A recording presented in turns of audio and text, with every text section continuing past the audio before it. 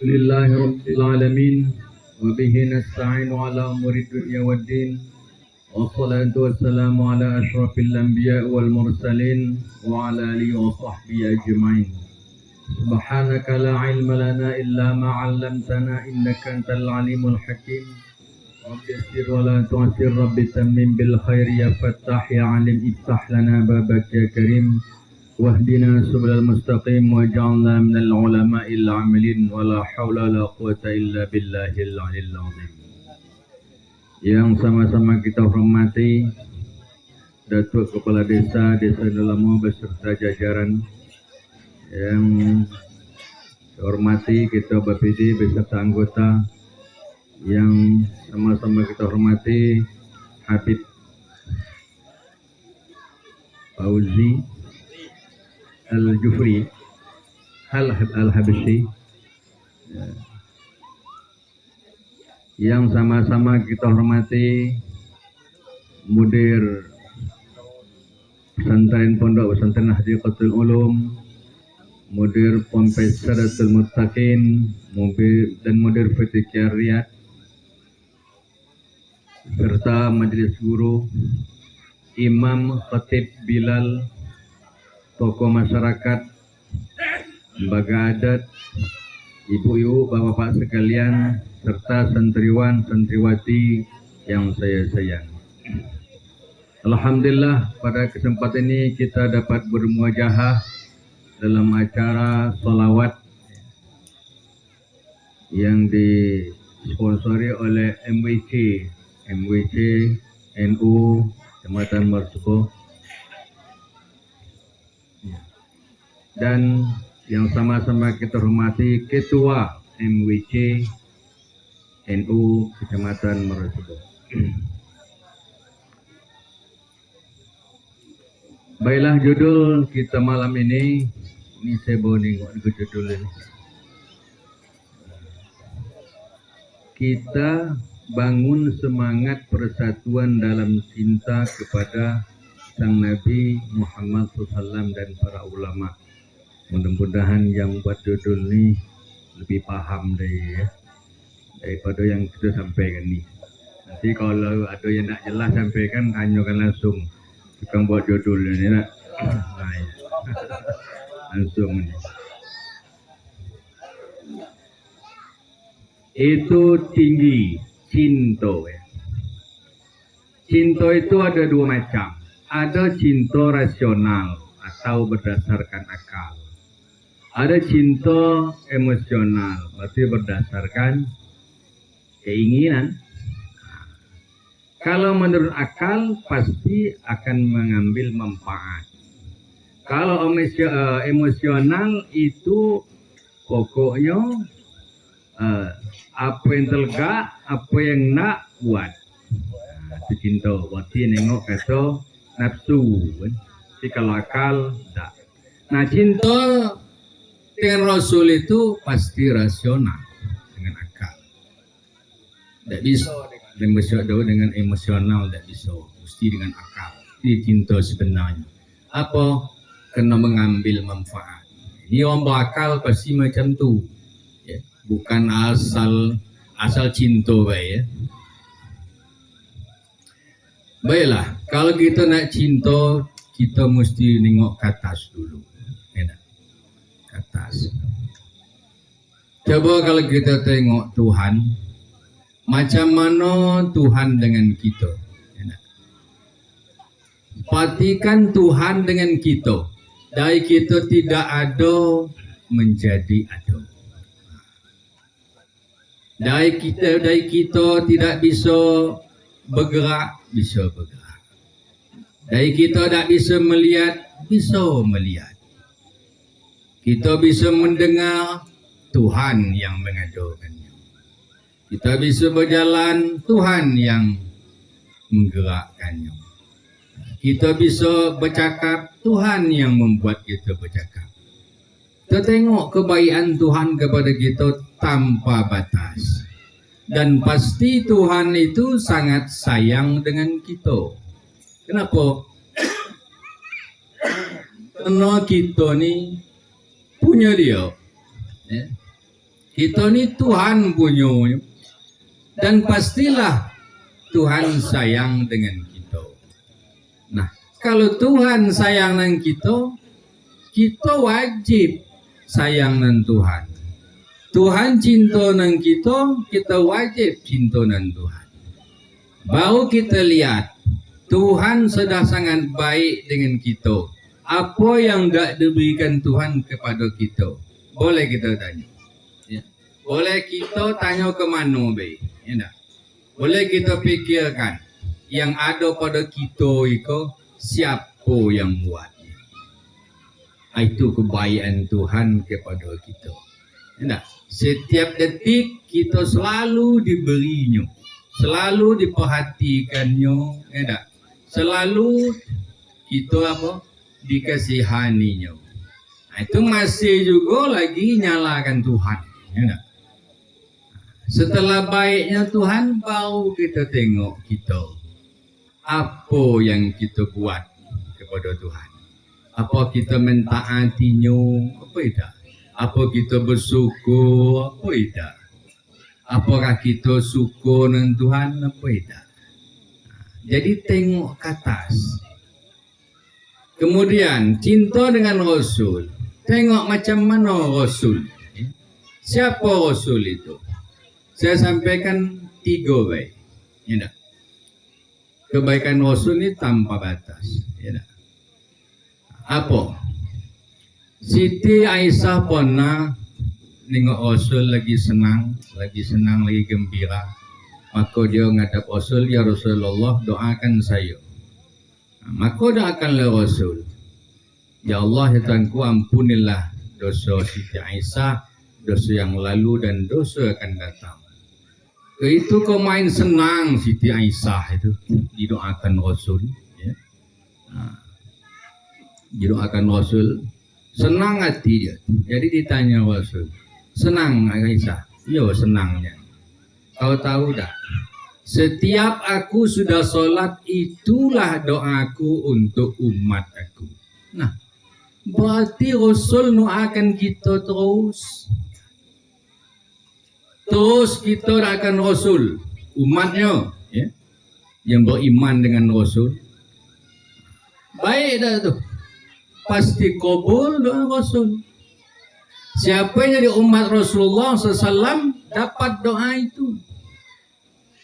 Berarti kita didoakan Rasul setiap Rasul sudah sholat. Berarti itu satu kebaikannya. Kemudian lagi, di dalam diri kita ada Rasul. Maksudnya apa? Kita ini diciptakan Tuhan daripada nur Rasul, ya? Nur Muhammad. Jadi berhati-hati, yang basing-basing. Tuhan jadikan kita min nur Muhammad. Itu. Kalau tidak ada ke nur Muhammad, tidak dapat kita. Ya kan ada. Maka disebut Tuhan laula Muhammad, ya. Laulaka Muhammad ma khalaqtul jinna wal ins. Laula Muhammad ma khalaqtus samawati wal ardh. Kalau tak kena Muhammad, tak aku jadikan jin dan manusia. Kita kadang-kadang ada kalau ada Rasul. Kita kadang-kadang ada kalau kita tak bisa menikmati hidup kita. Tak akan dapat makan, tak akan dapat minum, hidup pun tak dapat kalau tak kena Muhammad. Dan tidak aku jadikan, kalau tak kena Muhammad, tak aku jadikan isi langit dan bumi. Itu salah satu kebaikan Rasul kepada kita. Kemudian lagi, sehingga Rasul ini sangat baik dengan kita, memperhatikan kita, siang malam memikirkan kita. Ya, macam mana caranya? Tengok ajaran Rasul. Yang disampaikan Rasul itu untuk kebaikan kita. Maka disebut cinta rasional berdasarkan akal. Misalnya lah, kalau kita makan obat itu pahit. Tapi akal kita berpikir, kalau aku makan obat, aku jadi sehat. Itu nama cintanya pakai akal. Kita sembahyang. Kalau kita sembahyang, apa untungnya bagi kita? Itu apa? Jadi umat Rasul. Kalau kita ngaji, apa untungnya? Umat Rasul. Sebab ciri-ciri umat Rasul itu ialah orang yang suka dengan agama, orang yang ngaji, ya. Itu tanda umat Rasul itu. Nah, siapa yang nak ngaji, macam mana nak cinta dengan Rasul? Sementara dia tak tahu sama sekali tentang apa disampaikan Rasul. Maka disebut amantu billah wa bima ja'a bih. Beriman amantu billah wa bi rasulihi wa bima ja'a bih. Beriman dengan Tuhan, Allah dan Rasul dan barang yang dibawa Rasul. Kalau percaya dengan Rasul dan dengan barang yang dibawa Rasul tak percaya, itu tak bisa katakan beriman. Itu salah satu kebaikan Rasul. Dengan nyuruh kita sembahyang, ngajar kita sembahyang, cara kita buat baik segala macam, itu bukti cinta Rasul kepada kita. Kemudian lagi, saking Rasul itu baiknya, sehingga Tuhan, ya Muhammad, kalau macam itu, kau uruslah umat kau aturlah, kata Tuhan. Siapa yang patut masuk surga, kau atur, pilih umat kau. Apa kata Nabi Muhammad? Ya, kata Rasul, dan nak Rasul, kau lebih baik ya Allah, kau tu Maha Pengasih, Maha Penyayang. Diserah hanya ke Tuhan, tidak ada dia apa? Dia merasa hebat, tidak ada. Di baliknya ke Tuhan, Engkau yang Maha Pengasih, Maha Penyayang. Kalau aku ke manusia ya Allah bisa berubah. Itu kecerdasan Rasul. Dan kemudian suatu hari Rasul pernah tersenyum, ya, tersenyum dia. Ditanya oleh Siti Aisyah, ngapa tersenyum Rasul? Tadi Jibril datang kepada aku, mengatakan apa?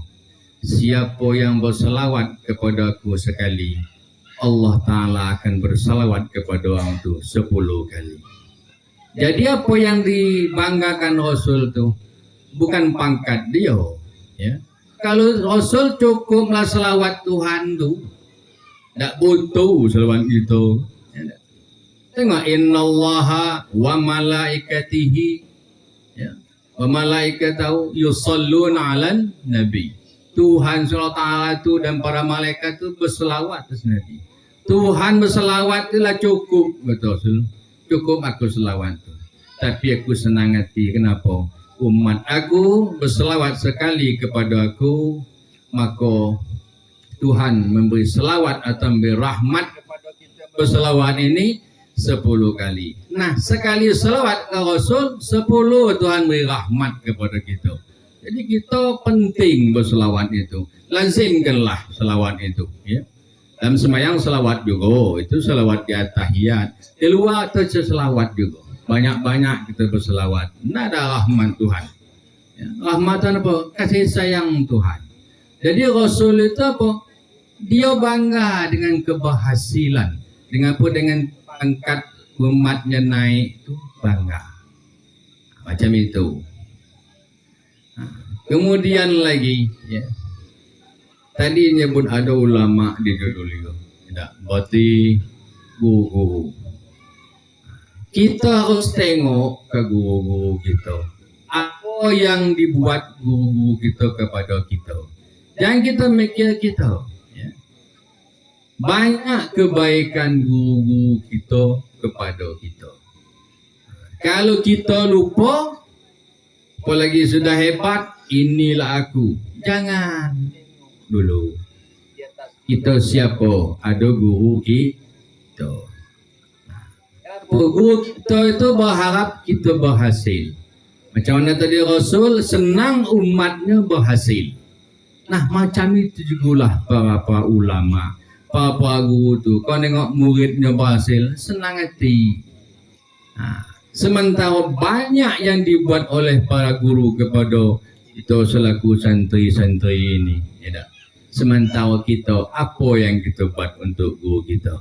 Ada apa tidak? Ini cara mencintai. Jadi cara mencintai itu tengok ke atas. Jangan kita dengar. Sama lama mungkin Datuk Kades ini. Beliau macam mana ngatur desa ini supaya masyarakat ni elok. Jadi suatu kebanggaan atau suatu kesuksesan di beliau dengan masyarakatnya, mungkin apa hasil ekonominya mapan, damai. Nah seperti itulah bentuk pemimpin seperti itu. Sama nanggu. Kita turun ke bawah lagi. Tengok kita selaku anak. Seperti apa orang tua kita dengan kita. Kita harus tahu macam mana. Ya, dari jelar pun tak bisa. Kemudian lahir ke dunia, jelar, bisa bercakap, bisa makan, bisa duduk, bisa berjalan, bisa belajar, bisa kita macam kau. Itu ada untuk kita di atas itu. Jadi jangan lupa. Sebab kalau lupa itulah membuat kita jangankan tak bersyukur, sombong pun timbul. Lupa dengan Tuhan, takabur. Allah, sombong dengan Tuhan. Lupa dengan Rasul, sombong dengan Rasul. Ngaji yang tak nak, mayang tak nak, misal. Sombong dengan apa? Dengan lupa dengan guru, sombonglah atas guru. Lupa dengan orang tua, mak ayah kita, maka sombonglah terhadap orang tua. Macam kita nak cinta, maka penting sekali ya untuk mencinta itu kita harus tahu. Bak kata disebut tak kenal maka tak sayang maka tak cinta. Jadi tak lain tak bukan jalannya ialah dengan menuntut ilmu. Kemudian kita hidup berarti apa? Kalau kita nak besak nama orang tua kita, kitalah elok. Ya. Kalau nak elok nama guru kita, muridlah yang besarkannya. Bukan berarti orang tua kita minta besarkan, tidak. Bukan berarti guru kita minta besarkan, tidak. Kita besarkannya. Ya. Bukan berarti kemudian Rasul, kita cintai Rasul, kita puja, kita puji. Ya. Bukan Rasul minta puja-puji, tak. Kita wajib muji Rasul. Apalagi Tuhan. Tuhan tak ada kita puji, pasti terpuji. Tapi kita wajib memuji Tuhan. Itu tanda kita cinta. Ya. Kemudian kita janganlah lena dalam arti kata hidup. Kata Datuk tadi cuma sebentar, ya tak? Banyak auto tinggal galau, buat mati marah orang tu, bini marah, anak marah. Dia tunggu kan, awak balik, mana boleh. Oleh kerana itu ilmu, kalau ilmu tu diambil orang pun bertambah dan takkan hilang. Mati pun dibawa. Pergi ke mana, ke pasar, ilmu masih milu, bahkan sampai mati, bahkan sampai ke akhirat itu. Maka saya mengutip dari satu ulama, ya, Syekh Yusri Rusdi Al-Hasani. Dia ngajar kepada kita macam mana cara mendidik anak. Kata dia, ajarlah anak itu ilmu agama, ilmu akhlak. Jangan ajar anak cara mencari kerja jangan.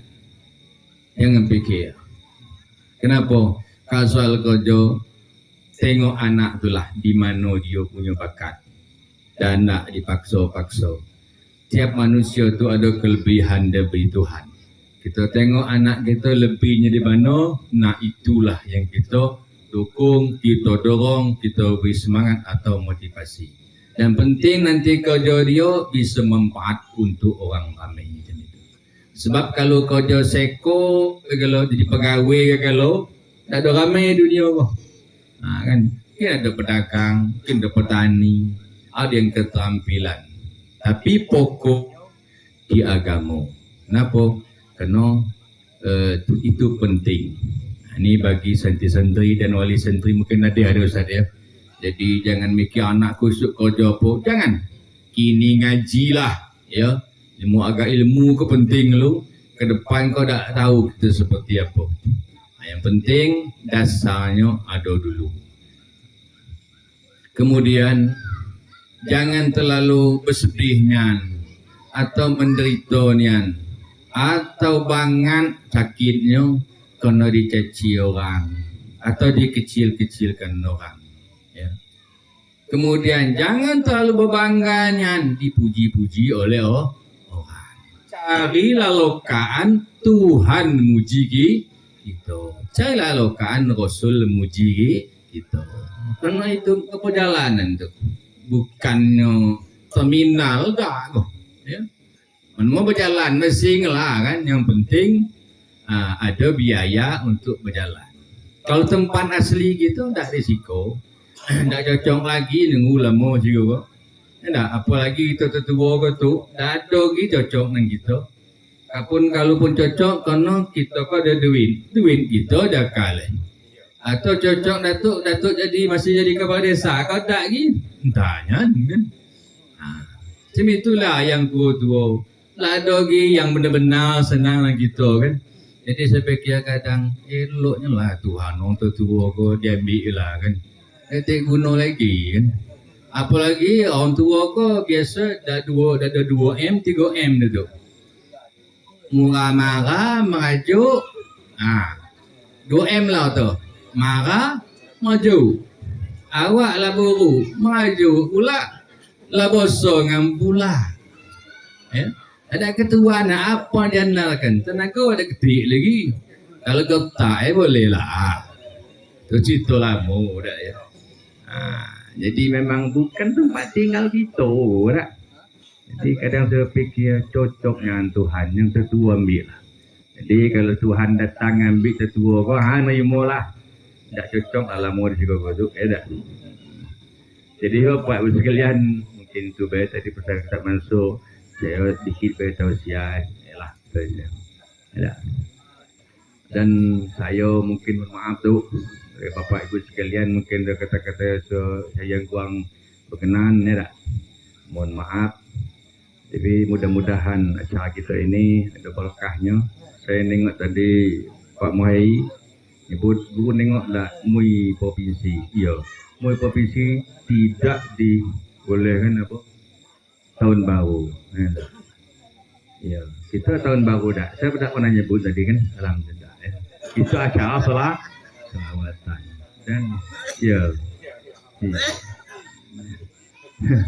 Dan saya tengok juga tadi bahawa malam baru dilarang anak-anak keluar.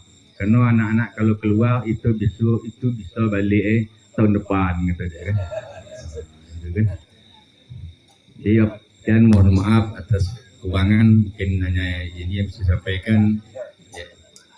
Saya akhiri billahi taufiq wal hidayah wal ridha wal inayah. Wassalamualaikum warahmatullahi wabarakatuh.